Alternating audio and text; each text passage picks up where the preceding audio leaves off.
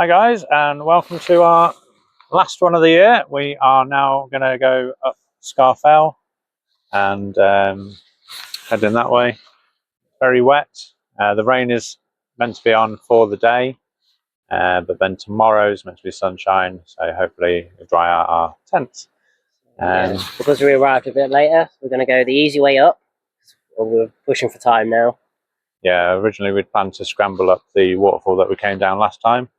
But we're just going to go the easy way up, but then instead of going the easy way up ScaFell, we're going to go and do the corridor route, which will be a level 1 scramble, but should be fun because the wind's died down now. It'll just be a little bit wet, that's all. But yeah, I'll catch you up when we get a bit closer. But yeah, see you in a bit. See you soon.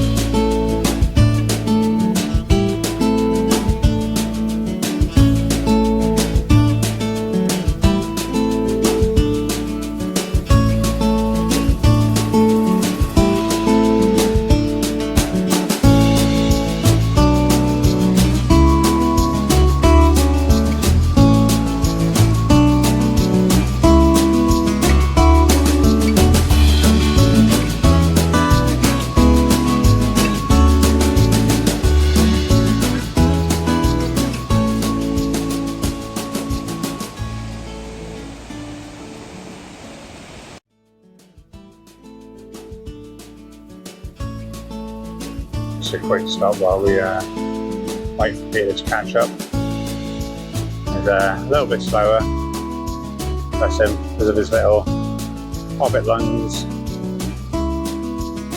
Really small, bless him. Only joking, Peter.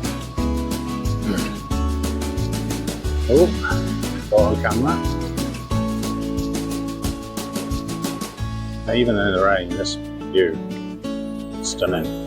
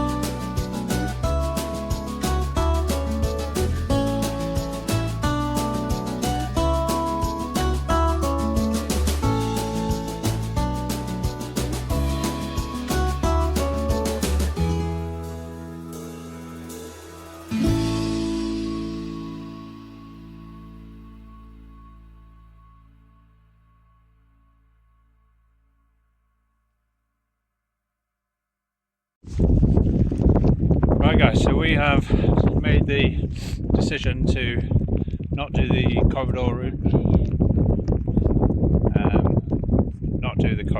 Because the weather is just really bad.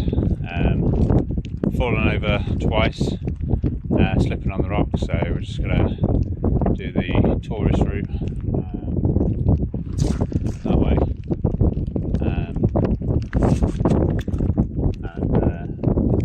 Basically it's a bit more of a trodden path, no scrambling involved. Get to the top and then work our way down to mickledore for our camping location. We're cold, we're wet, but we're loving it. So yeah, I'll catch you when we get to Sprinkling Tarn. See you in a bit.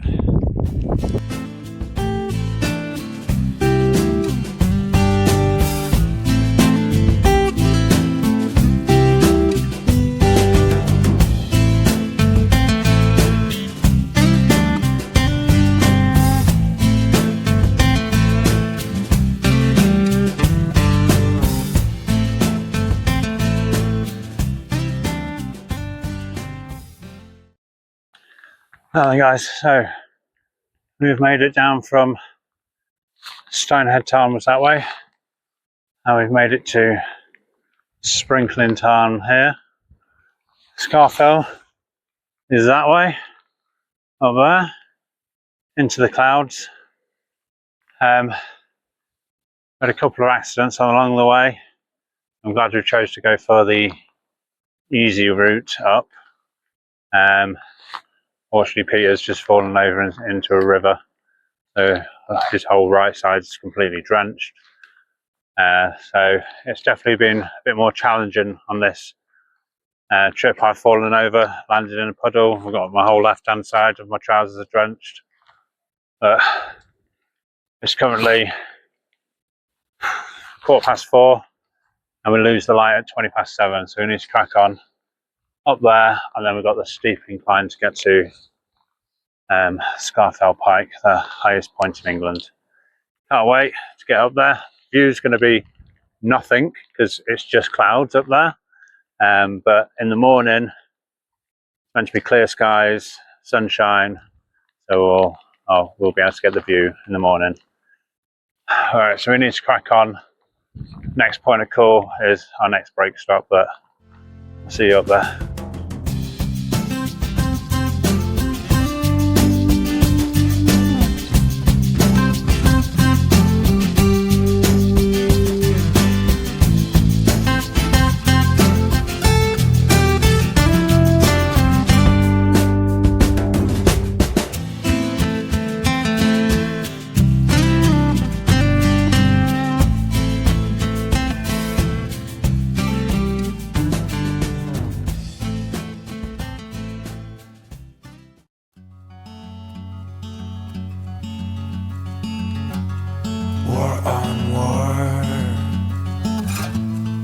Dust and dust, flesh and blood on me. All your tears now are almost dry, and no white birds for you. Easy your tension and your hurt forth. Let me take the pardon when you will be ready to let me go, to let me do my job. And I will get wonders and wonders. The higher your aims will be, the better will be.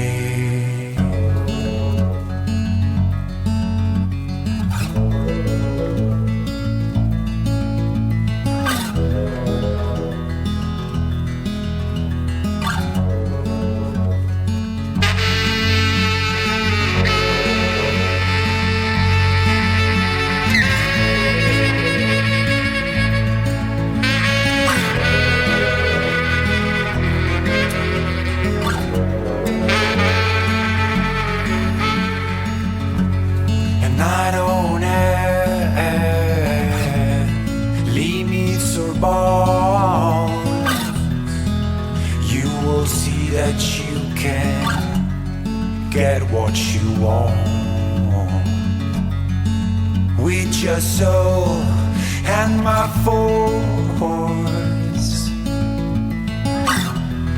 We won't lose our faith.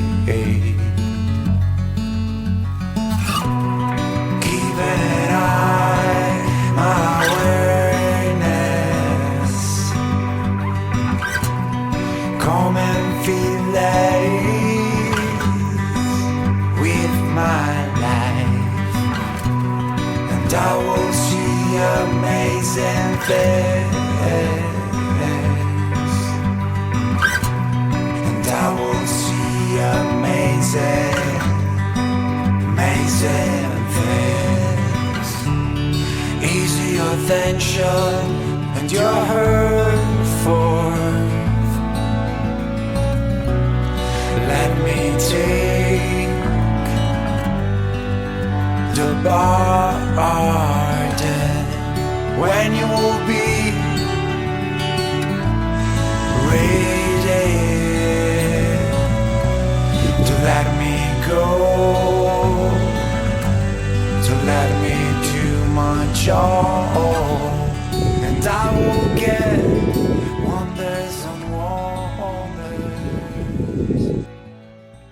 guys, so as you can tell, I'm back home, but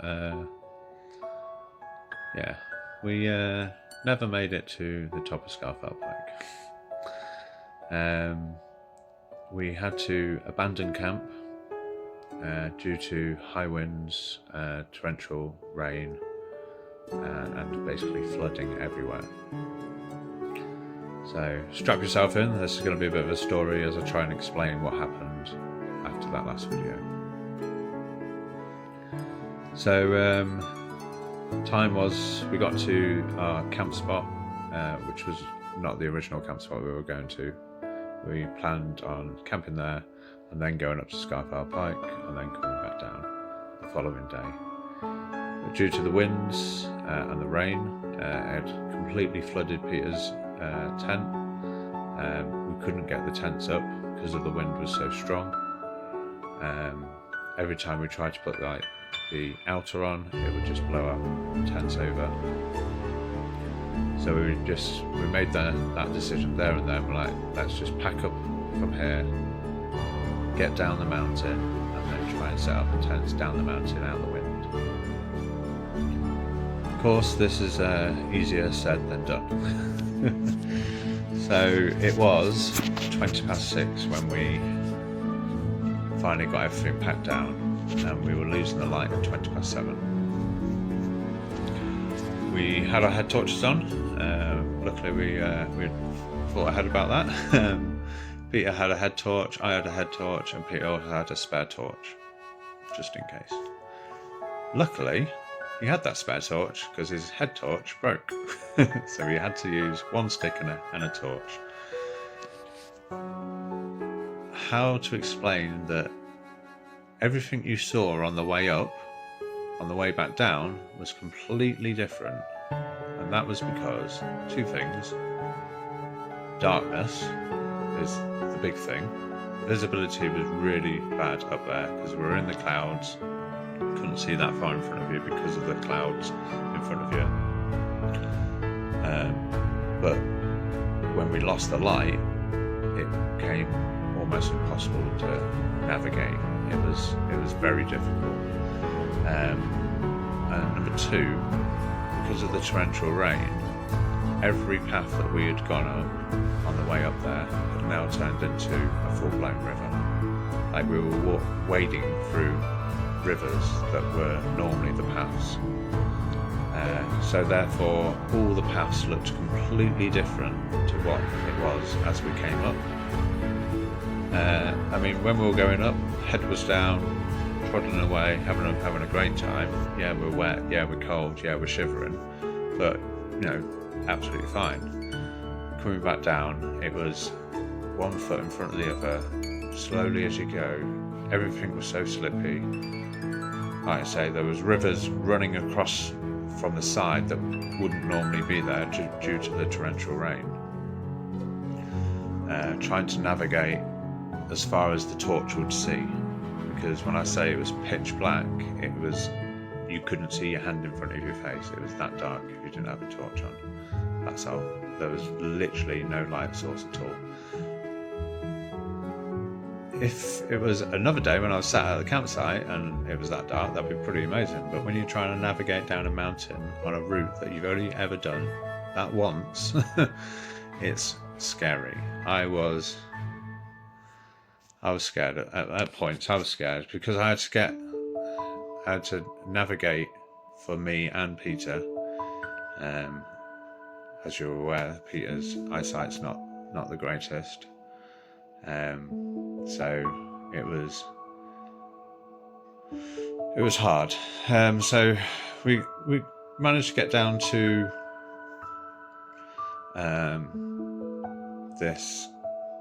Sprinkling Tarn, over the stepping stones up to Sprinkling Tarn, and then to what we had seen a story of an impassable river.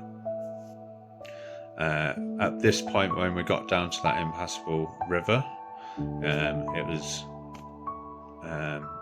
we were drenched from head to toe, shivering. Our hands were, numb from the cold and the wind. Fingers wouldn't work or anything. It was awful. We couldn't even like open zips and stuff. It was bad. But we were that drenched. We were just like, stuff it. Let's just get straight through. So we didn't even bother looking for stepping stones. We just waded through the white water. But got through that, and then we had to navigate from the path. We had to then cut across grass and bog to find the next path to get down to the car. Like I say beforehand, we were planning on camping at the bottom at the tarn, at Styhead Tarn, but the wind hadn't died down at all. It was just as windy as it was on the top of the mountain. So we were just like, let's just get back down to the car where we can turn the heating on, dry ourselves off, and we'll just call it a day. Like I say, navigation was difficult. We had to cut off the path, find the path again, get down to this like wooden bridge that you crossed over, and then you had to navigate through like a boulder landscape. You just had to try and keep the river to your left and just keep going until you find a cairn. And obviously we found cairns, and then we were following them to the path, and then finally got back onto a normal path, and it was we hadn't stopped all day. The only time we'd stopped is to set up those tents. At that point it wasn't a rest, it was let's get these tents up as quick as possible. So we hadn't eaten, and we hadn't really drank any water, just because we just couldn't stop. We were just like, we just need to get back to the car. Like I say, pitch black, freezing. It was not an enjoyable experience. But anyway, we did make it back down to the car. Took us a lot longer than expected. Like I said, we left the campsite about 6:20, and we didn't get back to the car until midnight. But thankfully we got in the car, turned the engines on, warmed up, stopped shivering, got some dry clothes on, dried ourselves off with towels, dry socks, dry trainers. So luckily we'd packed all that ready. But yeah, well, it was definitely an experience that I don't want to do again. So next time we do ScaFell, we're going to plan it out properly. We're going to stay the night before in Lake District, wake up early, give us a lot more time to get to the top. I think that was another aspect, is that we didn't expect it to take so long to get to the top, considering Great Gable's only 80 metres below it. But yeah, just a little bit gutted that we didn't make it to the top of ScaFell, but I think on the other side, we did make the right decision for safety wise to come down the mountain, because it could have been a lot worse in the morning. We don't know. But anyway, that was the last one for this year. Next year we probably start them in spring. Become fair weather campers maybe. But yeah, this video is going to be a little bit shorter because of not getting our phone out as often. But yeah, and if you stuck this long, then yeah, thank you very much, and we'll see you later. Bye.